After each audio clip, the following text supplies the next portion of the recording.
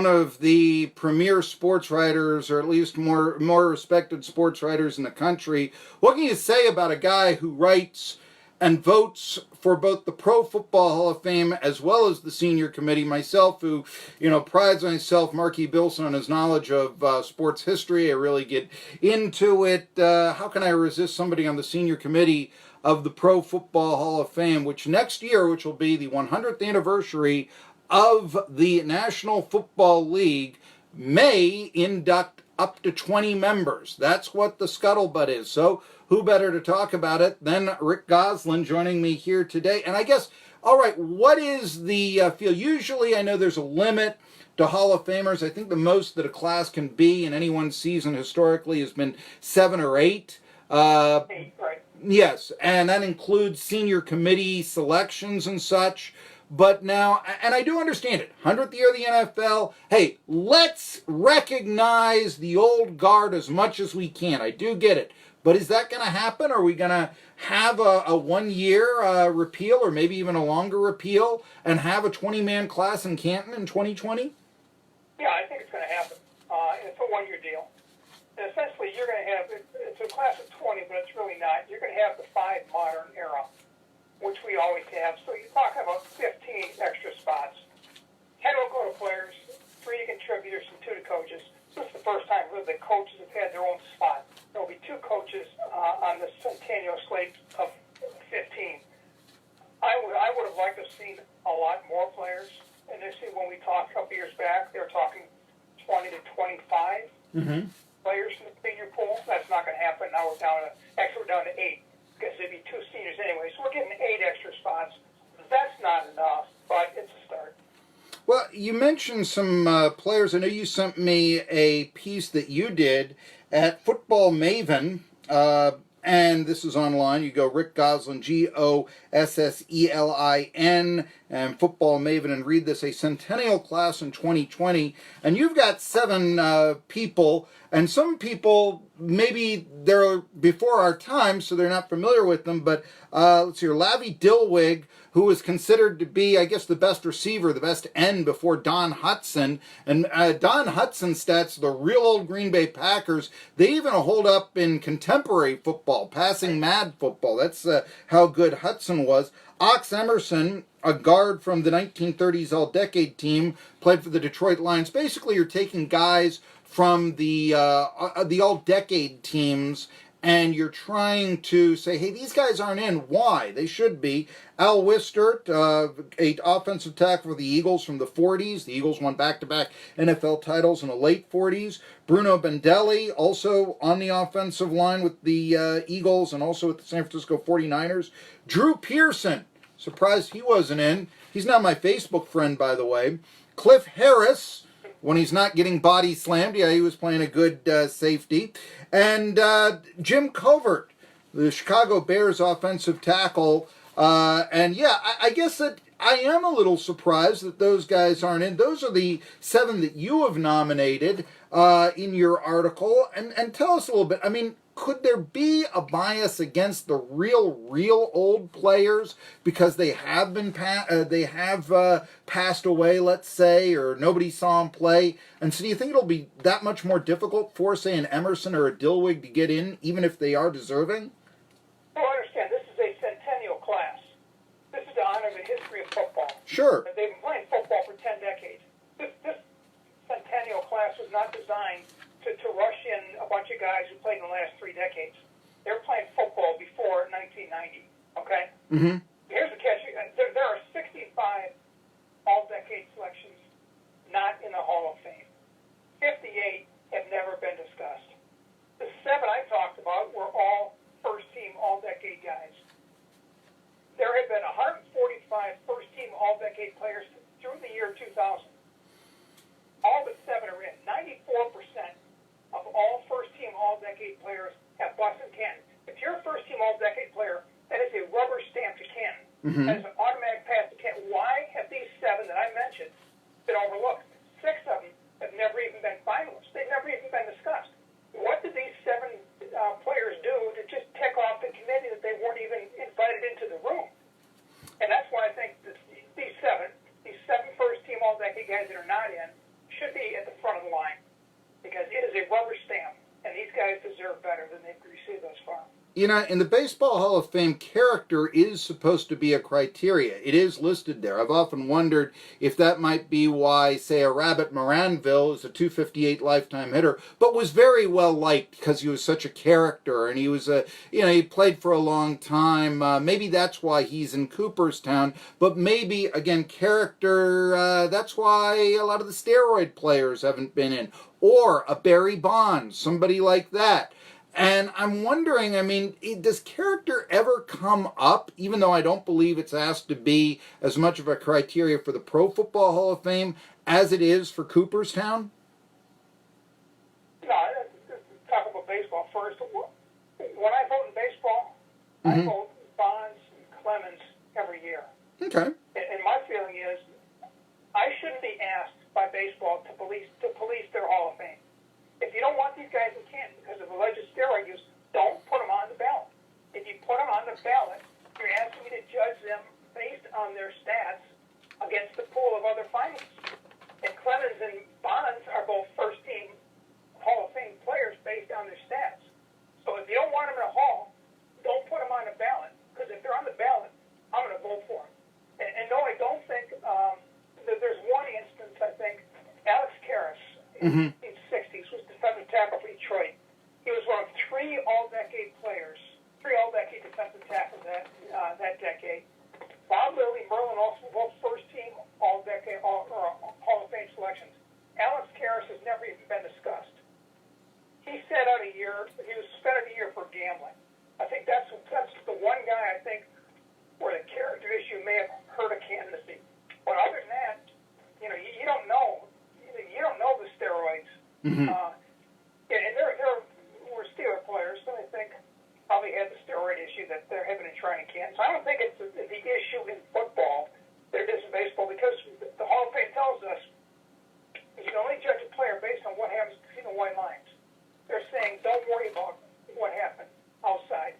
Baseball's not saying that. Baseball's saying these guys were steroid users and you shouldn't vote for them.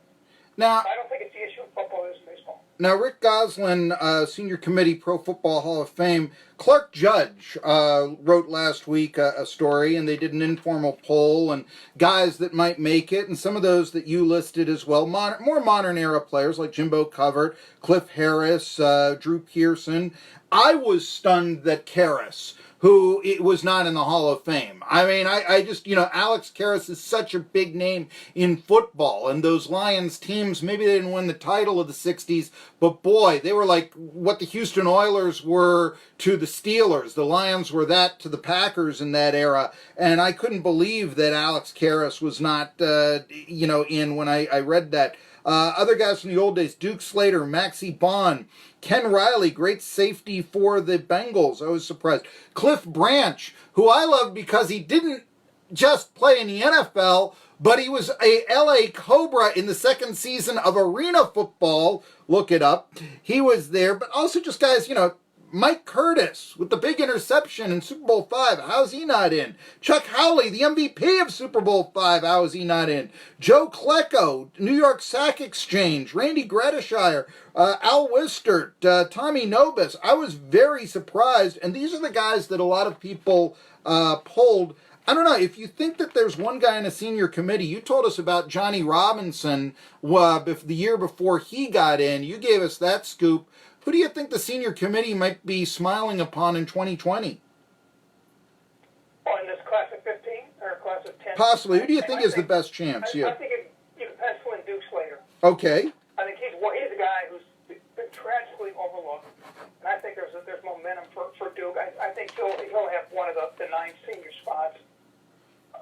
Maxie Bond went to 9 Pro Bowls in the 1960s.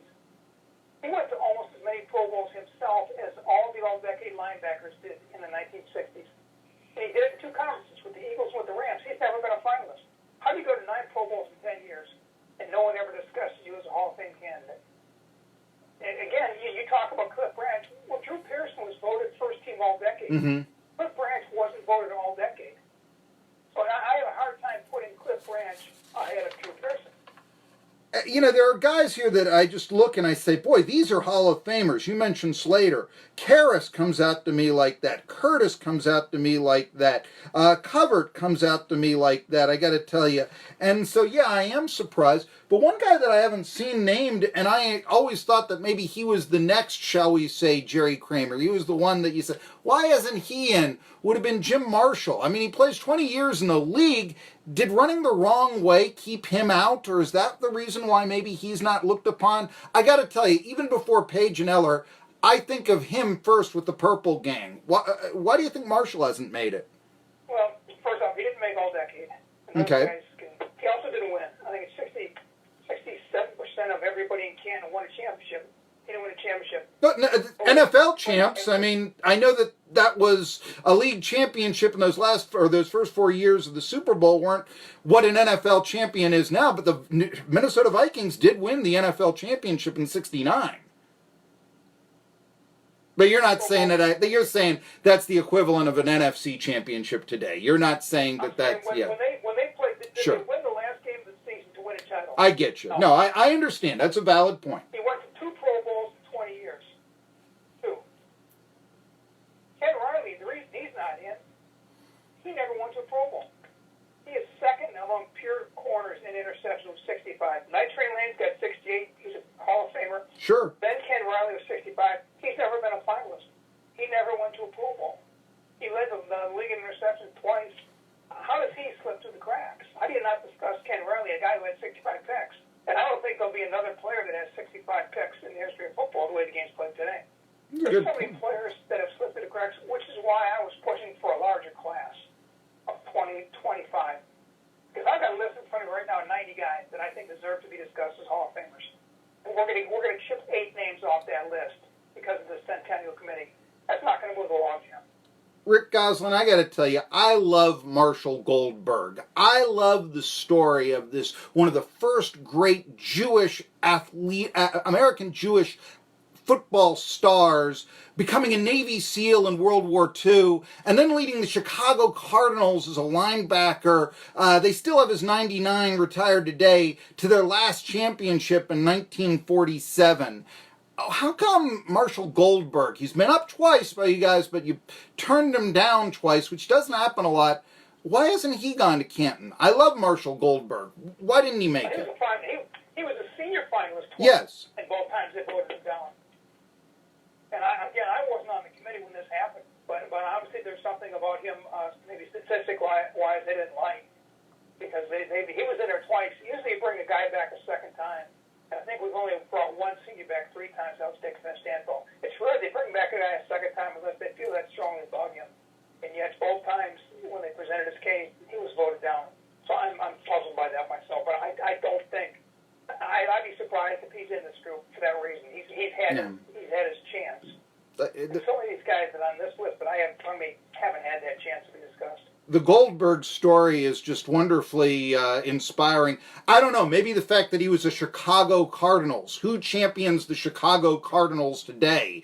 I mean, the Arizona Cardinals writer obviously did not cover that team if he was going to make a presentation for that great star, and that's one of the problems of franchise relocation and the way that Pro Football Hall is oftentimes selected. Anyway, Rick Gosselin, the other question I wanted to ask you is that we oftentimes hear, especially with the Steelers, there's a bias against them. There's so many Steelers in the Hall, so an L.C. Greenwood or a Donnie Shell with 50-odd interceptions hasn't made it in. Now, I don't hear this in the Baseball Hall of Fame. There are too many Yankees in. Is there a bias, or just is the curtain, if you will, no pun intended, just chopped off before Greenwood and Shell? Do those players have a chance in this year's, in the 2020 Senior Committee? Well, you can throw Andy Russell in there, too. I think there's 3 strong Pittsburgh candidates. The Steelers in the 70s have 9 players in the Hall of Fame.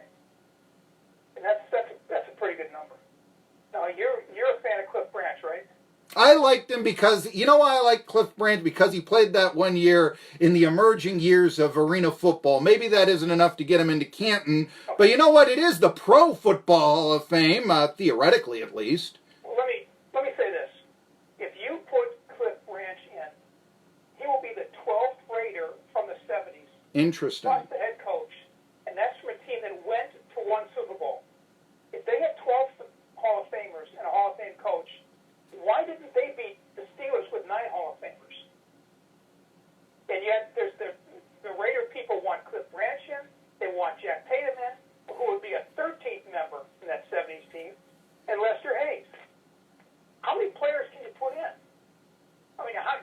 Good point. Three more Hall of Famers than the Steelers from the 70s. We're a team that won 4 Super Bowls and beat the Raiders in every big game. Good point. Steelers, I could see the Steelers adding another guy. I'd be surprised if they get more than one. But I think the door is still open this year. I don't think there's a bias against the Steelers. Okay. I could see another Steeler getting into that era. It's called the Pro Football Hall of Fame, but I've talked to Vito Stellino on this show, and he says really it's the NFL Hall of Fame. I mean, we kind of accept the AFL being that. And so I wonder, I mean, a Herschel Walker, I mean, he's got the single-season rushing record. Admittedly, it's 18 games in the USFL.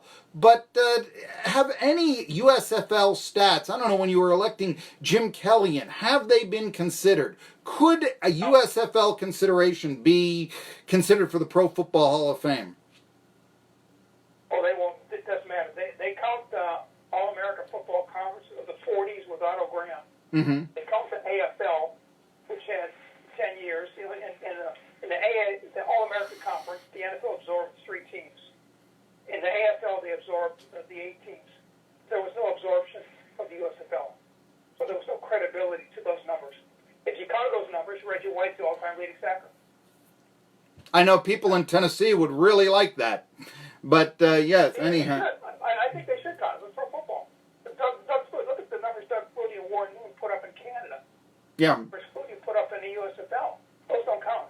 I mean, it's because the NFL didn't take any of their players, or any of their teams, like they did the AAFC and the AFL. You know, I like Bud Grant and Marv Levy, but though in the back of my head I do say, how can you be a Hall of Famer if you never won a championship? And the way I've justified those guys being in is that I believe they won Grey Cups. And hey, it's the Pro Football Hall of Fame, but yeah, I mean, that is something of a reach, I think, because as you just said, yeah, you know, I mean, are we going to absorb the CFL now? Are we going to absorb the USFL? Maybe they should if they're going to call it the Pro Football Hall of Fame and not the NFL Hall of Fame, but it's worthy of discussion. Anyway, last thing I want to ask you is contributors. You know, let's see here. Recently, Ed Sabol made it as a contributor, and I know that you know, I look at the list, and I've always liked the story of Ol Hosgred, who bought the Duluth Eskimos for $1, but probably did keep the NFL in a lot of sports pages back in the 20s, you know, having Ernie Nevers come to your town, and eventually the loose history, I don't know if it's officially recognized, but the Duluth Eskimos roughly became the Washington Redskins. That's a great story, and maybe he's a pioneer who should be in. And Art Modell, hey, Jerry Jones is in. Art Modell made a lot of money with the TV deal. Why not him? What about a Howard Cosell? I can't even figure out why he doesn't have a Roselle Award.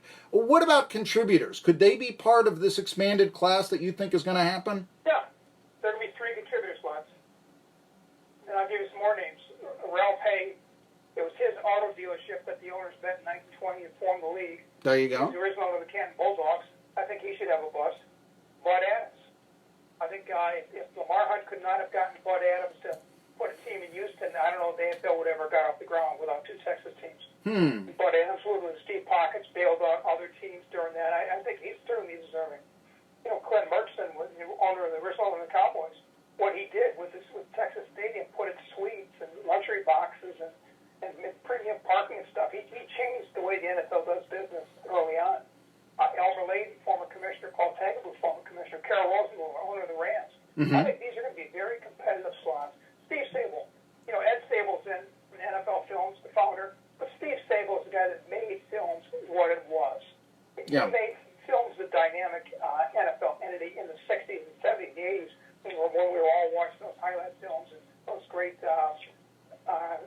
football follies and stuff that he was doing. You know, there's 3 slots.